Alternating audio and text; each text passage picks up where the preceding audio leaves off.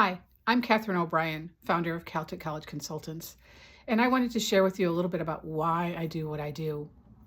I grew up in the Chicago suburbs, and I'm the oldest child of an oldest child of an oldest child, and that meant that there was a lot of pressure on me to do well, to set an example for others, and I became strong and I became a leader.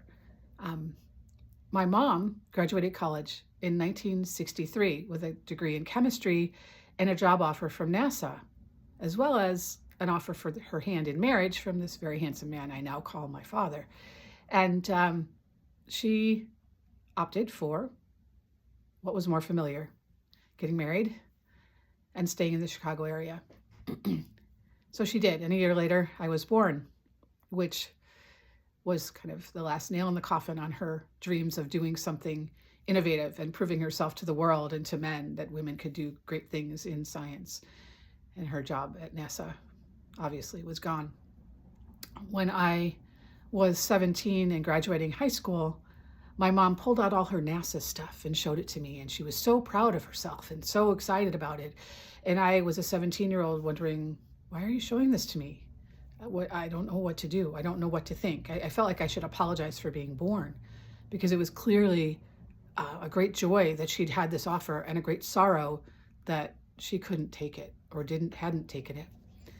And not implicit, but explicit pressure that I would go do something similar, something greater.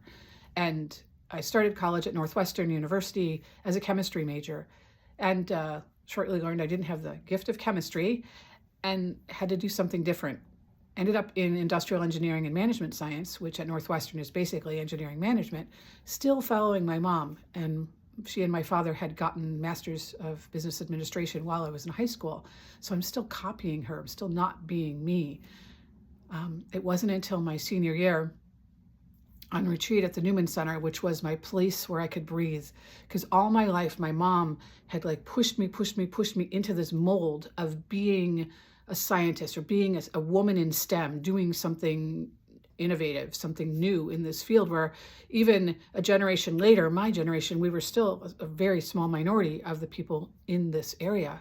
And it wasn't until I saw the movie Hidden Figures that I really understood her world and saw her world and went, oh, all those white men with white shirts and skinny ties, that was her world. So to be a woman, even a white woman, into that was an innovation. And even in the 80s when I was graduating college, it still was new for anyone who wasn't a white man to be into this field.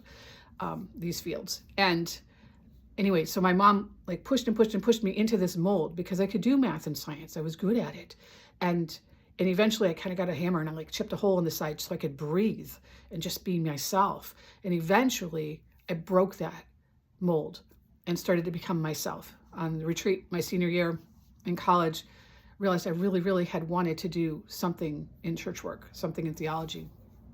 So I got a job at a church, worked there for a couple of years, went and got a master's in theology and Christian ministry. My parents never visited and didn't come to graduation. And my mom died some 20 years later, not ever knowing that I had graduated with honors even. So I share that because that's why I do what I do. I love young people, and I do everything I can to help each young person I meet come to know who he or she is, their gifts, their talents, their call from God to do and be someone who makes this world a better place in whatever way that person is gifted. It's not my idea or mom and dad's idea or grandma's idea or a teacher's idea. It's what resonates inside of them. And that is what motivates me. So whether a student's going to be a welder or a plumber or an astrophysicist or a professor or a million other things, whatever it is, as long as it's what resonates in them, that is the foundation of all of the work that I do with every student, because I had that experience of not ever having a voice and certainly not being heard when I finally got to have a voice. So I empower young people to have a voice and to become themselves and to be the best self that they can be.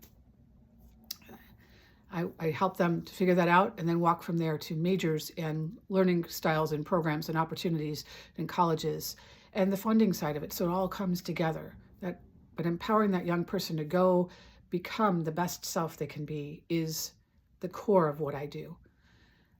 And now you know why. I hope that you will, at some point soon, schedule a consultation so I can come to get to know your story and what's happening in your family and see how I can bring my many years of training, my almost 20 years of experience as a college consultant to bear, to help you and your child and your children succeed and thrive and be the best young person and healthiest family that you can be. I'm Katherine O'Brien, the founders of Celtic College Consultants. I thank you for your time, and I look forward to meeting you.